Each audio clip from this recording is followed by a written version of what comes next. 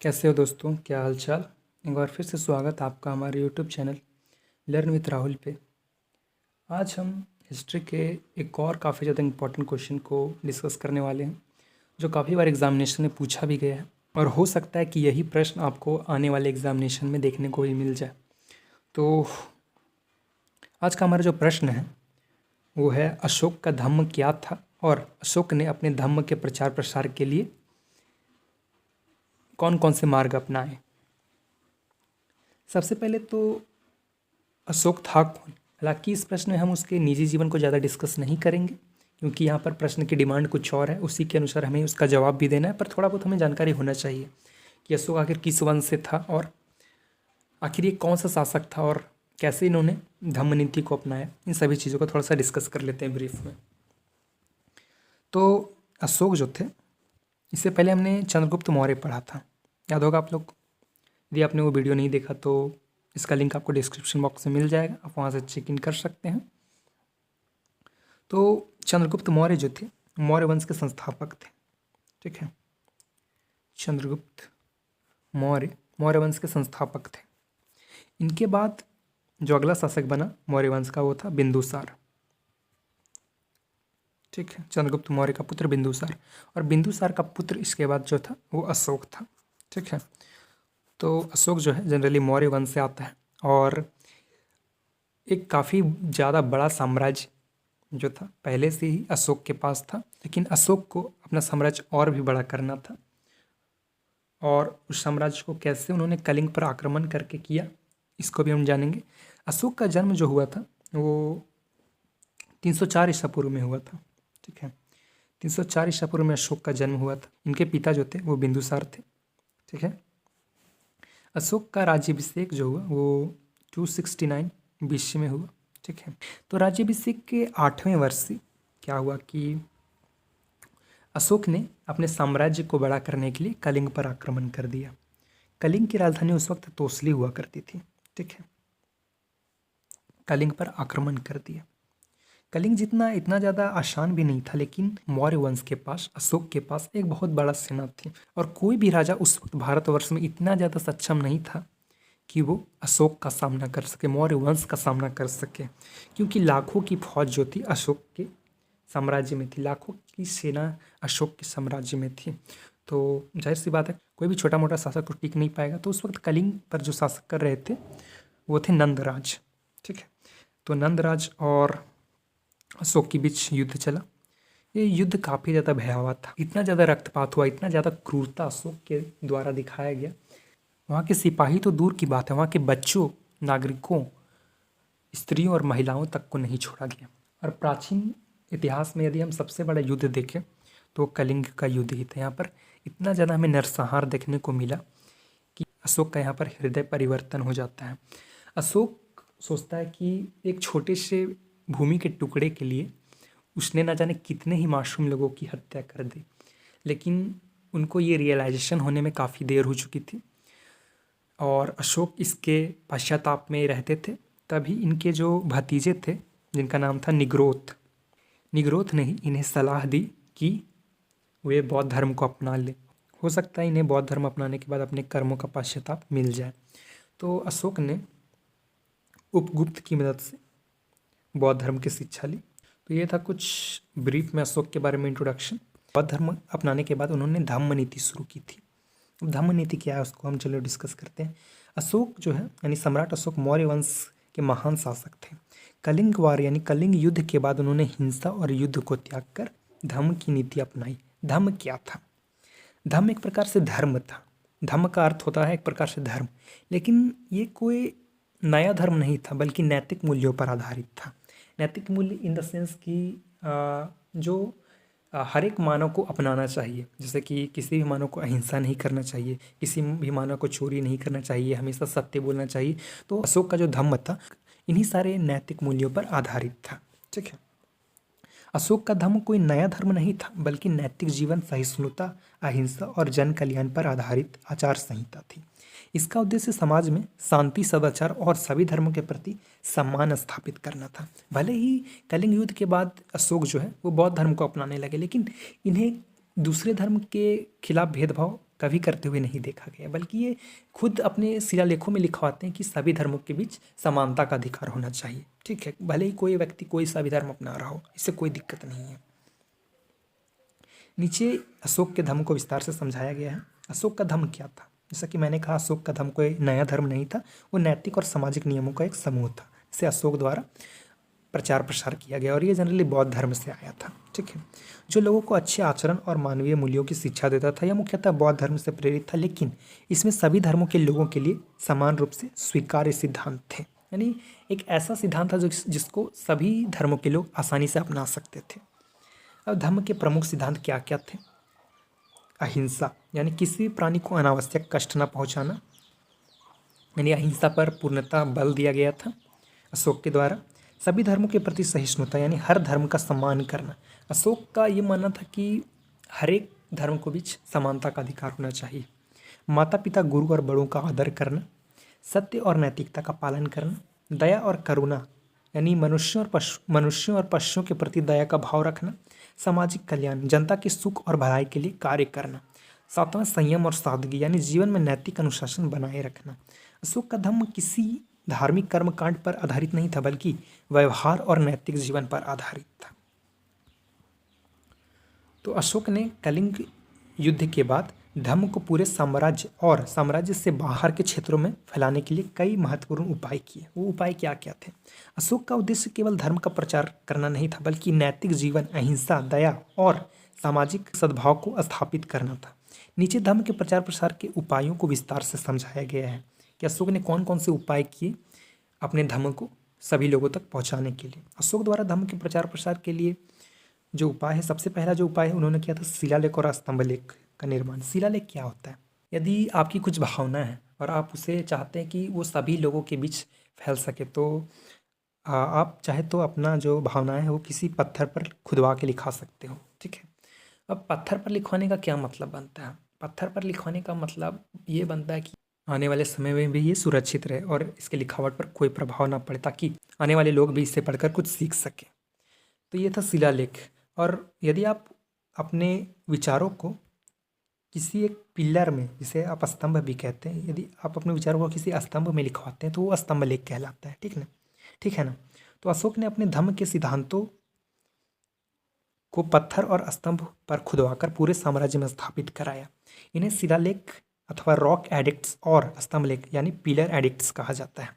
ये शिलालेख भारत के कई स्थानों जैसे गिरनार, धौली, शाहबाजगढ़ी, लौरिया आदि में पाए जाते हैं। ठीक है, इनमें जनता को अहिंसा, दया, माता पिता के प्रति सम्मान, सत्य और धार्मिक सहिष्णुता का संदेश दिया गया है। इन लेखों को आम जनता की भाषा, प्राकृत और ब्राह्मी लिपि में लिखा गया ताकि लोग आसानी से समझ सके। यानी अशोक ने कोई भारी भरकम भाषा का प्रयोग नहीं किया ताकि किसी लोगों को समझ ही ना आए। उन्होंने ऐसे भाषा का प्रयोग किया जो उस वक्त आमतौर पर सामान्य लोगों के बीच बोली जाती थी और वो सभी लोग इसे आसानी से पढ़ सकते थे। तो उस वक्त की सबसे आम भाषा जो थी वो प्राकृत और ब्राह्मी लिपि थी, जिस भाषा का प्रयोग करके अशोक ने स्तंभलेख और शिलालेखों को लिखवाया था। महत्व इसका क्या है? इससे अशोक का संदेश सीधे जनता तक पहुंचा और धर्म का प्रचार पूरे साम्राज्य में हुआ। ठीक, अब अशोक के कुछ प्रमुख 14 शिलालेख है, उसको हम डिस्कस करते हैं।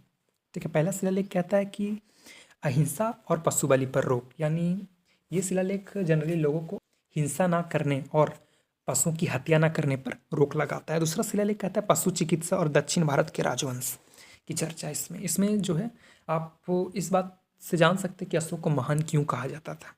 आज से लगभग 250 ईसा पूर्व पहले अशोक के मन में न सिर्फ मानवों के लिए करुणा थी, बल्कि यहाँ तक कि पशुओं के लिए भी करुणा थी, जिस वजह से उन्होंने पशु चिकित्सा का आरंभ किया। और इसमें दक्षिण भारत के राजवंशों, जिसमें केरल पुत्र, सतय पुत्र, पांड और चेर जैसे राजवंशों की चर्चा है। ठीक है, तीसरा शिलालेख कहता है कि इसमें 3 अधिकारियों की चर्चा है। अब बौद्ध धर्म अपनाने के बाद जो अशोक थे उनका ज़्यादा ध्यान राजपाट में नहीं चलता, उनका ज़्यादा ध्यान जो था धर्म के प्रचार प्रसार में था। तो उन्होंने जनरली जो सारी शक्तियाँ थी वो इन 3 अधिकारियों को दे रखी थी, राजूक, युक्तक और प्रदेशक। ठीक है, यानी राजूक इसमें से प्रमुख अधिकारी हुआ करता था, जो अशोक के बाद सबसे ताकतवर अधिकारी हुआ करता था। और अशोक के बाद यदि कोई फैसला ले सकता था तो वो राजुक नामक अधिकारी ले सकता था। चौथा है भैरी घोष से धम्म घोष, यानी भैरी घोष से धम्म घोष में परिवर्तन। पांचवा है धम्म महामात्र की इसमें चर्चा, यानी धम्म की चर्चा है, धर्म की चर्चा है। छठा शिलालेख जो है अधिकारी जब चाहे मुझसे जन कल्याण के लिए मिल सकते हैं, यानी किसी अधिकारी को जनता के कल्याण के लिए अशोक से मिलना है या अशोक से सलाह लेनी है तो वो अधिकारी जब चाहे अशोक से मिल सकते हैं, इसके लिए किसी भी प्रकार का कोई रोक टोक नहीं होगा। सातवां शिलालेख में सभी धर्मों के साथ समन्वय है, यानी अशोक का कहना था कि किसी भी धर्म के साथ जो है ऊंच नीच का व्यवहार ना हो, यानी सभी धर्मों के बीच समानता का अधिकार हो। ऐसा सिर्फ अशोक ने लिखवाया ही नहीं, ऐसा करके भी दिखाया है। अशोक के जो पिता थे बिंदुसार, वो आजीवक संप्रदाय को मानते थे। ये भी एक प्रकार का धर्म है जो मोगलीपुतिस गोसाल के द्वारा शुरू किया गया था, तो वो आजीवक संप्रदाय को मानते थे। तो आजीवक संप्रदाय के व्यक्तियों के विश्राम के लिए अशोक ने कई सारी गुफाओं का निर्माण किया, जैसे गया की बराबर पहाड़ी, उसके अलावा कर्ण गुफा, चोपड़ा गुफा, इन सभी गुफाओं का अशोक ने निर्माण करवाया। किसके लिए? आजीवक संप्रदाय वाले व्यक्तियों के लिए। ठीक है। आठवां में धम्म यात्रा की चर्चा। राज्याभिषेक के 8वें वर्ष अशोक ने कलिंग पर आक्रमण किया था और 8वें वर्ष धम्म यात्रा भी शुरू की थी, तो उसी की चर्चा 8वां शिलालेख में है। 9वां शिलालेख कहता है छोटे त्योहारों पर रोक। अशोक ने छोटे त्योहारों पर रोक लगाया था और जनरली बेवजह होने वाले कर्मकांडों पर भी अशोक ने रोक लगाया था। 10वां शिलालेख कहता है कि इसमें धम्म के महत्व की चर्चा है। 11वां शिलालेख जो कहता है कि मेरे अधिकारी ब्राह्मणों को ना सता, यानी अशोक का कहना था कि मेरे अधिकारी कितने भी शक्तिशाली क्यों ना हो, वो ब्राह्मणों को किसी भी मामले में ना सताए, क्योंकि अशोक ने इससे पहले 7वें शिलालेख में साफ कह दिया था कि सभी धर्मों के बीच समन्वय का व्यवहार किया जाएगा। 12वां शिलालेख क्या कहता है? स्त्री महामात्र की इसमें चर्चा है। ठीक है। 13वां शिलालेख जो है वो कलिंग युद्ध की चर्चा करता है। 14वां शिलालेख जो है उपयुक्त सभी शिलालेख में कोई त्रुटि होगी तो उसका जिम्मेदार मैं नहीं, लिखने वाला स्वयं होगा। यानी अशोक ने इन 13वें शिलालेख को जब लिखवाया था तो उन्हीं 13वें शिलालेखों के बारे में ये कहते हैं कि यदि उन 13वें शिलालेख में यदि कुछ गलती आपको देखने को मिलती है तो उसमें जो त्रुटि है वो मेरी नहीं है बल्कि लिखने वाले की, यानी जो लिख रहा है गलती के लिए वो जिम्मेदार है, ना कि अशोक। ठीक है। ये 14वां शिलालेख कहता है। दूसरा धम्म महामात्रों की नियुक्ति। ठीक है। अशोक ने विशेष अधिकारियों की नियुक्ति की जिन्हें धम्म महामात्र कहा गया है, यानी धम्म महामात्र एक अधिकारी हुआ करते थे धम्म के प्रचार प्रसार के लिए। इनका मुख्य कार्य क्या था? जनता को धम्म के सिद्धांतों का शिक्षा देना, समाज में नैतिकता और सदाचार को बढ़ावा देना, विभिन्न धर्मों के लोगों के बीच सहिष्णुता और सद्भाव बनाए रखना। भले ही अशोक बौद्ध धर्म को अपनाते थे लेकिन उनका साफ कहना था कि सभी धर्मों के बीच सहिष्णुता और सद्भाव रहना चाहिए, इसलिए इन्होंने जो है धम्म महामात्र नामक अधिकारी को नियुक्त किया था। साथ में गरीबों, बुजुर्गों और कमजोर वर्गों की समस्या को सुनना, यह भी धम्म महामात्र नामक अधिकारी का काम था। इसका महत्व क्या है? इन अधिकारियों के माध्यम से धम्म का प्रचार व्यवस्थित और प्रशासनिक स्तर पर हुआ, यानी ग्राउंड लेवल पर जाकर धम्म महामात्र जो अधिकारी हुआ करते थे वो लोगों की समस्याओं को सुनते थे, उनका हल, उनके समाधान भी बताते थे और इस तरीके से क्या होता था कि जो सामाजिक व्यवस्था थी वो काफ़ी अच्छी थी। तीसरा, धम्म यात्राओं की शुरुआत। अशोक ने शिकार और मनोरंजन के लिए होने वाले विहार यात्राओं को बंद कर दिया और उनकी जगह धम्म यात्राएं शुरू की। बौद्ध धर्म से पहले अशोक जो था वो शिकार वगैरह के लिए जाया करता था और मनोरंजन के लिए इधर उधर घूमा करता था, लेकिन उन्होंने अब शिकार और मनोरंजन के कार्यों को छोड़कर जो है धम्म यात्राएं शुरू की ताकि उनके धम्म का प्रचार प्रसार हो सके। इन यात्राओं के दौरान वे साधुओं और विद्वानों से मिलते थे, जनता को नैतिक जीवन की शिक्षा देते थे, लोगों की समस्याओं को सुनते थे और साथ में दान और सामाजिक कार्यों को भी प्रोत्साहित करते थे और वे स्वयं भी काफ़ी ज़्यादा दान दिया करते थे। इसका महत्व क्या है? इससे जनता और राजा के बीच सीधा संपर्क बना और धम्म का संदेश अधिक प्रभावी रूप से फैला। क्यों? क्योंकि अशोक के बदले यदि कोई उनका अधिकारी जाता जनता के बीच तो उतना ज़्यादा नहीं फैलता, लेकिन जब राजा स्वयं जाकर जनता के बीच अपने धम्म को प्रचार प्रसार करता है तो जनता भी उसे ध्यान से सुनती है और अपनाने की भी कोशिश करती है। और जैसा कि मैंने शुरुआत में ही कहा था कि जो धम्म था वो कोई नया धर्म नहीं था। ठीक है। वो मनुष्य के नैतिक मूल्यों पर आधारित था जो सभी धर्म के लोग उसको मान सकते थे। धर्म प्रचारकों को विदेश भेजना। तो अशोक जो थे अपने धर्म के प्रचार प्रसार के लिए सिर्फ अपने राज्य की सीमाओं तक ही सीमित नहीं रहे, बल्कि उन्होंने विदेशों में भी अपने कुछ अधिकारी भेजे, अपने विभिन्न अपने पुत्र और पुत्रियों को भेजा ताकि धर्म का प्रचार प्रसार हो सके। अशोक ने धर्म के प्रचार प्रसार के लिए कई देशों में धर्मदूत भेजे, जिसे मिशनरीज भी कहते हैं। तो इन धर्मदूतों ने बौद्ध धर्म और धर्म के सिद्धांतों को कई क्षेत्रों में फैलाया, जैसे कि श्रीलंका, नेपाल, अफगानिस्तान, मध्य एशिया और दक्षिण भारत। अपने प्रांतों को छोड़कर विदेशी प्रांतों पर भी अशोक ने कई धर्मदूतों को भेजा ताकि उनके धर्म का प्रचार प्रसार हो सके। अशोक के पुत्र महिंदा, उसे कई स्थान पर इसको महेंद्र भी कहा जाता है। तो अशोक के पुत्र जो थे महिंदा और पुत्री संघमित्रा को श्रीलंका भेजा गया, जहाँ उन्होंने बौद्ध धर्म का सफलतापूर्वक प्रचार किया। महत्व इसका क्या हुआ कि इससे धर्म का प्रभाव भारत के बाहर भी फैल गया, यानी धर्म सिर्फ भारत तक ही सीमित नहीं रहा, बल्कि ये पूरे भारत से बाहर भी फैल गया। ठीक है। जन कल्याणकारी कार्य। अशोक ने जनता के कल्याण के लिए कई कार्य किए जो धर्म के प्रचार प्रसार का महत्वपूर्ण माध्यम बने। जैसे सड़कों के किनारे पेड़ लगवाए, यात्रियों के लिए धर्मशालाएं बनवाई, कुएं और तालाब खुदवाएं ताकि सिंचाई व्यवस्था सही रूप से हो सके। और उस वक्त की जो आर्थिक व्यवस्था थी वो पूरी तरह से कृषि पर ही आश्रित थी, जिस कारण सिंचाई के साधन यदि होंगे तो जाहिर सी बात है उस देश की अर्थव्यवस्था भी काफ़ी मजबूत होगी, जिस कारण कुएँ और तालाब भी कई सारे खुदवाएं। मनुष्यों और पशुओं के लिए अस्पताल बनवाए, पशु हत्या पर आंशिक रोक लगाई, यानी काफ़ी हद तक जो है पशु बलि पर उन्होंने रोक लगाया, पशु हत्या पर रोक लगाया। इसका महत्व क्या हो गया? इन कार्यों से जनता का जीवन बेहतर हुआ और लोग धर्म के सिद्धांतों से प्रभावित हुए। ठीक है। छठा है बौद्ध संघ और संस्थाओं को संरक्षण, यानी अशोक ने बौद्ध धर्म के संघों और विहारों को संरक्षण दिया। ठीक है। साथ में उन्होंने बौद्ध भिक्षुओं की भी सहायता प्रदान की और बौद्ध धर्म के प्रचार को बढ़ावा दिया। इतिहासकारों के अनुसार अशोक के समय थर्ड बुद्धिस्ट काउंसिल, तृतीय बौद्ध संगीति का आयोजन हुआ, जिसमें बौद्ध धर्म के सिद्धांतों को व्यवस्थित किया गया और धर्म प्रचारकों के विभिन्न क्षेत्रों में भेजा गया। ठीक है। ये बौद्ध संगीति क्या हुआ करती थी, इसको भी हमने डिस्कस करा है जब हम बौद्ध धर्म का क्वेश्चन डिस्कस कर रहे थे।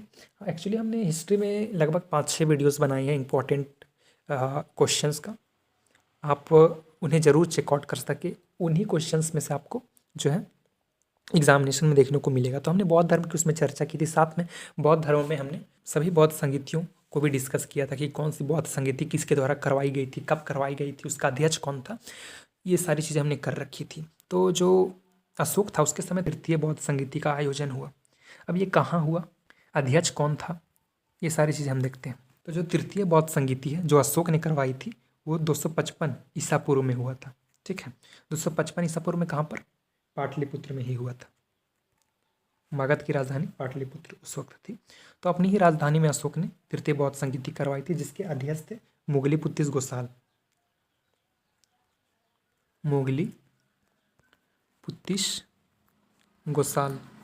तो तृतीय बौद्ध संगीति के जो अध्यक्ष थे वो मोगलीपुत्तिस गोसाल थे और इनका जो वेन्यू था वो पाटलिपुत्र में था। साथ ही 253 BC में इसे करवाया गया था। अब निष्कर्ष क्या निकलता है? इस प्रकार अशोक ने अपने धर्म के प्रचार प्रसार के लिए शिलालेखों, अधिकारियों की नियुक्ति, धर्म यात्राएं, धर्म प्रचारकों, जन कल्याणकारी कार्यों और बौद्ध संस्थाओं के संरक्षण जैसे अनेक उपाय किए। इन प्रयासों के कारण धर्म का प्रभाव न केवल भारत में बल्कि विदेशों में भी फैल गया और अशोक भारतीय इतिहास के सबसे महान एवं मानवतावादी शासकों में गिने जाते हैं। हालांकि शुरुआत में ऐसा नहीं था, शुरुआत में अशोक एक क्रूर शासक था। ठीक है। लेकिन बौद्ध धर्म के अपनाने के साथ ही कलिंग युद्ध के बाद उनके मन में एक ऐसा परिवर्तन देखने को मिला जिस परिवर्तन ने अशोक को पूरे भारतवर्ष का सबसे महान शासक बना दिया और इन्हें सम्राट अशोक कहा जाने लगा। सम्राट अशोक। सम्राट कौन होते हैं? एक होते हैं राजा, लेकिन राजा के भी जो राजा होते हैं ना उन्हें सम्राट कहा जाता है। तो अशोक को सम्राट अशोक की उपाधि दी गई। ठीक है। तो ये था आज का हमारा पूरा प्रश्न। उम्मीद है आपको समझ में आया होगा।